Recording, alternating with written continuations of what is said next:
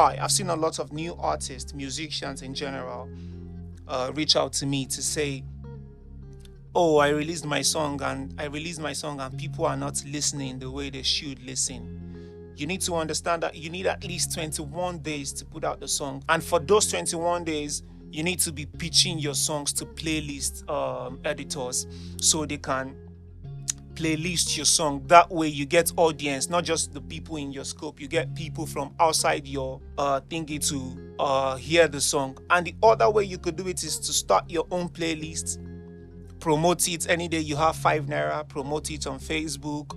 Any day you have 10 naira, promote it on Facebook. Get people's new song to put people's new song on there. And before you know it, in no time you start, getting like listeners. You start getting listeners. People start noticing, because when they notice that, okay, they can go here for an exclusive song, before you know it, you've grown your own, market.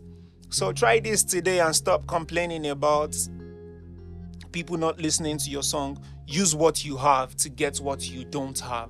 So if you have 4 persons listening to your song, 4 persons will turn into 8 will turn into 16 and all. So you have to keep going. 16 into 32 into 64. You have to keep going.